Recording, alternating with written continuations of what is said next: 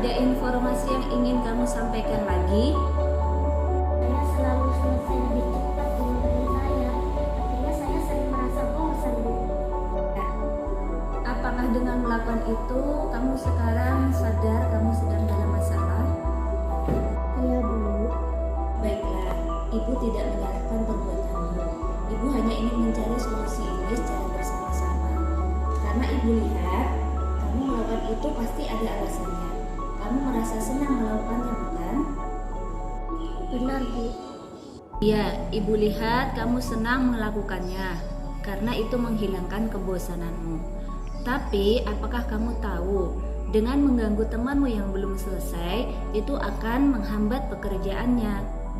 Iya, Bu. Sekarang mari kita bicara soal keyakinan kelas kita. Apa kamu percaya? Yang mana yang belum kamu tunjukkan? Menghargai orang lain dan menghormati diri sendiri. Kamu ingat dengan baik keyakinan kelas kita. Sekarang kita kembali ke soal kamu mengganggu teman.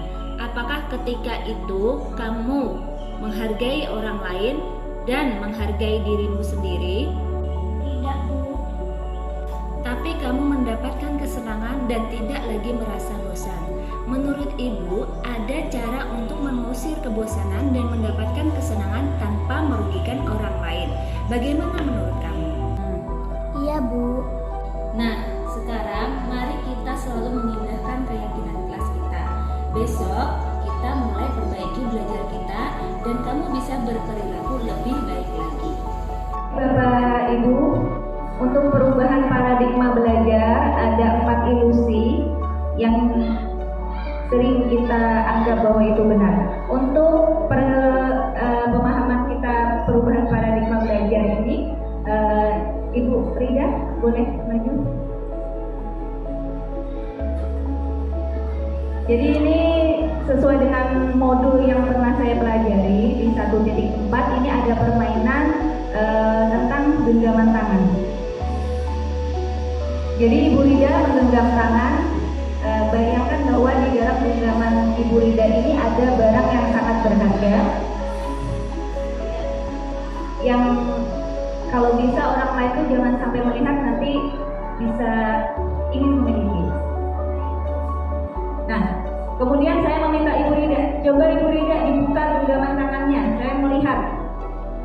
Dibuka ya. Jadi Ibu Rida secara tidak langsung mengikuti apa yang saya katakan. Ya, berarti kalau kita simpulkan bahwa apakah saya bisa mengontrol perilaku Ibu Rida? Bisa? Bisa. Saya bisa mengontrol perilaku Ibu Rida. Betul, saya bisa mengontrol, tetapi dengan catatan Ibu Rida mengizinkan dirinya untuk saya kontrol. Kalau Bu Rida tidak mengizinkan, biar saya paksa untuk membuka, itu tidak akan Ibu Rida buka. Nah, teori ini yang pertama adalah kita sebagai guru dapat mengontrol murid. Terima kasih Bu Rida, silakan duduk. Bahwa kita selama ini berpikir kita dapat mengontrol murid sesuai yang kita inginkan. Nah, ini teori ini tidak tepat menurut penerapan dari budaya positif. Yang kedua, bahwa semua penguatan positif efektif dan bermanfaat. Yang ketiga, kita sering mengkritik ya, anak ini sering kita kritik. Kemudian kita sering juga membuat anak merasa bersalah. Bagaimana itu? Secara tidak sadar kita melakukannya. Kemudian bahwa orang dewasa mempunyai hak untuk memaksa anak, terutama yang sudah mempunyai anak di rumah atau keponakan atau sepupu, kita dapat memaksa anak untuk melakukan ini atau tidak melakukan ini. Nah, ini ada pernyataan dari Stephen L. Covey. Bila kita ingin membuat kemajuan perlahan, sedikit-sedikit, ubahlah sikap atau perilaku Anda. Namun, bila kita ingin memperbaiki cara-cara utama kita, maka kita perlu mengubah kerangka acuan kita. Ubahlah bagaimana Anda melihat dunia, bagaimana Anda berpikir tentang manusia skema pemahaman dan penjelasan aspek-aspek tertentu tentang realitas.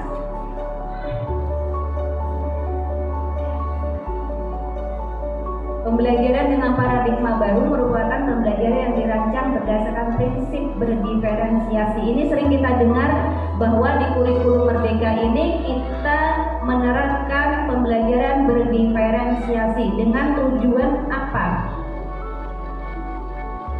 Ada yang tahu Ibu? Kenapa kita harus menerapkan pembelajaran diferensiasi?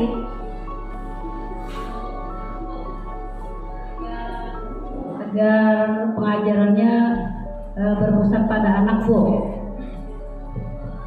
Betul sekali ya, bahwa di kurikulum Merdeka ini pusatnya adalah anak, murid, dan murid. Tetapi Merdeka belajar bukan berarti anak itu bebas semaunya dia belajar. Apa yang dia mau kita turuti, karena anak merdeka, Bu. Terserah mau belajar atau enggak kan terserah dia. Bukan seperti itu. Jadi kita tugasnya. Assalamualaikum warahmatullahi wabarakatuh. Perkenalkan, nama saya Sulasih, guru sejawat dari calon guru penggerak Ibu Khiaratun Nadifa. Setelah Ibu mengadakan pengibasan, perasaan saya sangat senang, sangat bahagia, dan merasa termotivasi untuk menerapkan budaya positif di kelas atau di sekolah. Terima kasih. Wassalamualaikum warahmatullahi wabarakatuh. Assalamualaikum warahmatullahi wabarakatuh. Saya Khiaratun Nadifa, calon guru penggerak Angkatan 8 Kabupaten Tanah Laut dari UPTD SD Negeri 2 Angsau. Saya telah menerapkan budaya positif dari modul 1.4, yaitu bersama dengan anak-anak melakukan kesepakatan, kemudian mengubahnya menjadi keyakinan kelas. Dengan ini saya merasa senang karena saya telah melakukan langkah awal dari tujuan pendidikan yang dicanangkan oleh Ki Hajar Dewantara, yaitu berpihak kepada murid. Kemudian saya melakukan diseminasi terhadap rekan sejawat saya di UPTD SD Negeri 2 Angsau. Dengan melakukan pengibasan modul 1.4 budaya positif ini, saya berharap nantinya rekan-rekan guru di UPTD SD Negeri 2 Angsau akan melaksanakan budaya positif sesuai dengan tujuan dari Pendidikan Nasional Ki Hajar Dewantara. Demikian refleksi dari saya serta perasaan saya setelah melakukan penerapan kesepakatan dan keyakinan di kelas saya. Assalamualaikum warahmatullahi wabarakatuh.